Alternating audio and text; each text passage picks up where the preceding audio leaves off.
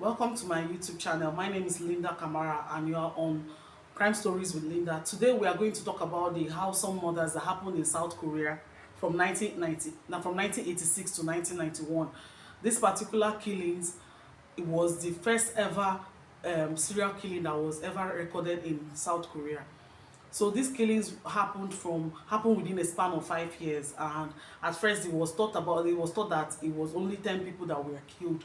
But when the killer was caught, he said that it was about 14 people that was actually killed on this household murders.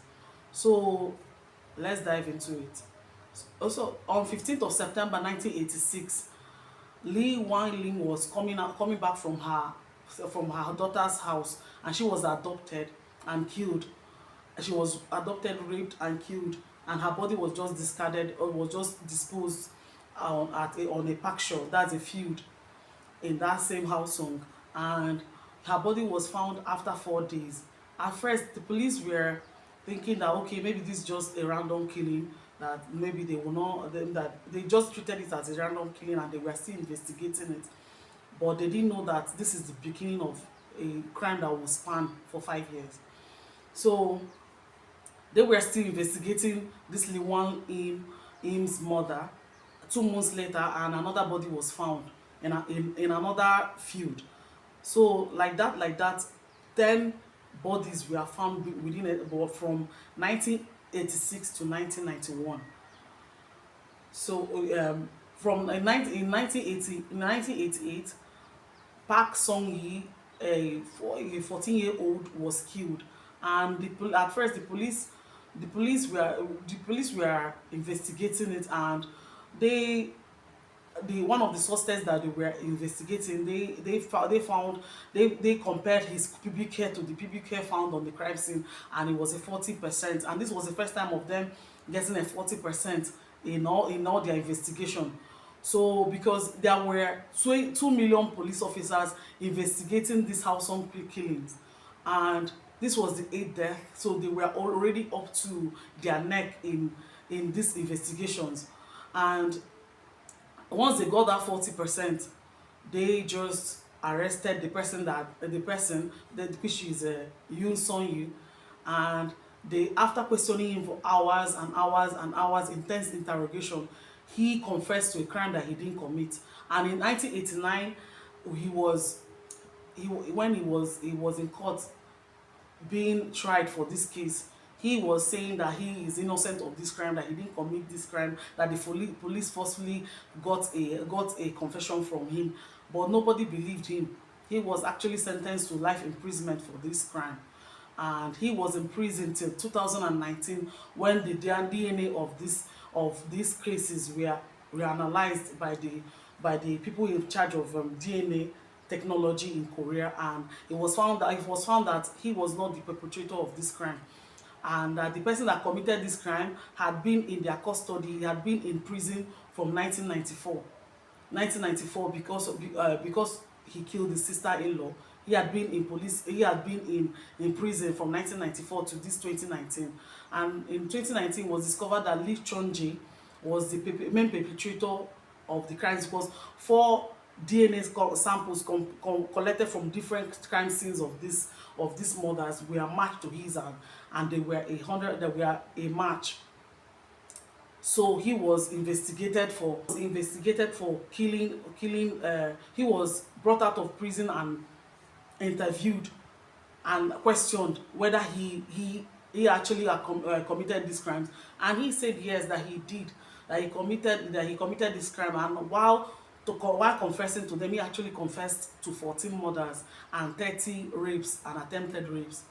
So he said he was the one that committed the murders, while someone else had been in prison serving out a life sentence for one of the crimes that he committed. So let's talk about this Lee-Choon-Jae person. Lee-Choon-Jae was born on 31st January 1963.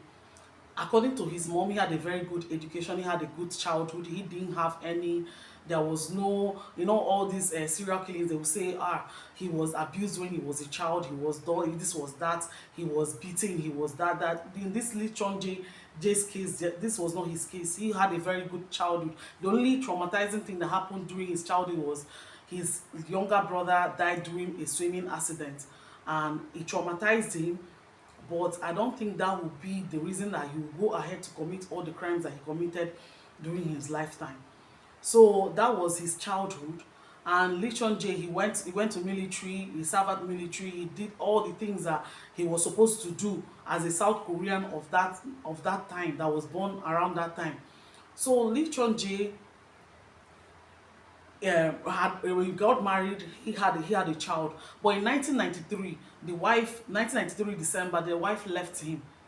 And when the wife left, he was very, very, very angry. So in 1994, around January, he invited his sister-in-law to his house. And when the sister-in-law got to his house, he closed the doors and he raped the sister-in-law. He raped her and he killed her. And this was how he was caught. He was caught, arrested, and taken to, when he was in police custody, they were asking him questions. Did you kill your sister-in-law? How did this happen? After much questioning, he was asking them that if he had killed this sister-in-law, how would he what will his prison sentence be like? Well, how many years does he have to serve if he actually, but he didn't kill her. According to him, he didn't kill her. But if he had killed her, how long would his prison sentence be? And the police believed that he actually killed his sister-in-law, and he was kept in custody and was eventually tried the in that same 1994. And when he was tried, he was at first sentenced to death in 1994. But in 1995, the death sentence was revoked.